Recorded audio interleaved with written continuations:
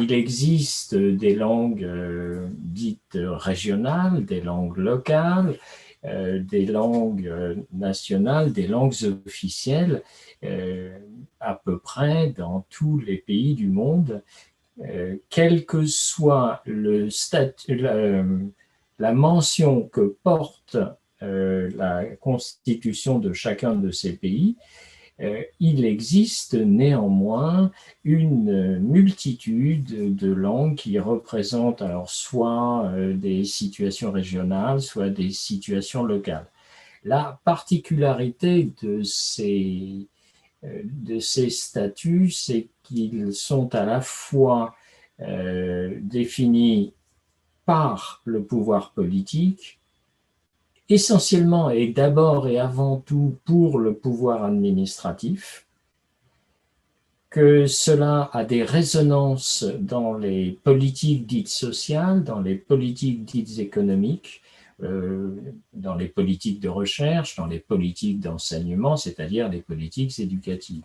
Donc ces langues-là, ce statut-là, va se décliner en diverses politiques différentes.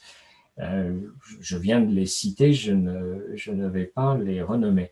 Maintenant, en termes de poids, ce n'est pas la même chose.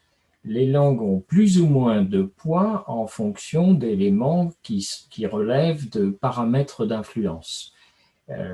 Un des critères de poids d'une langue, c'est le nombre de locuteurs. Le nombre de locuteurs, cela peut être le premier critère, mais pas toujours. Pas toujours. Le critère économique détermine aussi le poids d'une langue. Le critère culturel détermine le poids d'une langue. Disons qu'à partir du moment où l'on crée un diplôme, ce diplôme existe parce qu'il y a eu une étude de marché, c'est-à-dire une étude des besoins.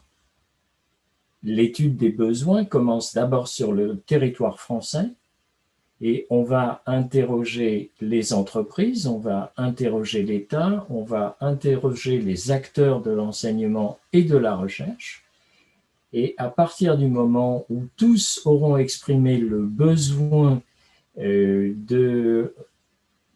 d'enseigner, de recruter des jeunes issus de langues asiatiques, eh bien, nous allons introduire la langue asiatique définie. Il ne faut pas oublier que la France entretient avec de nombreux pays à l'international des relations privilégiées.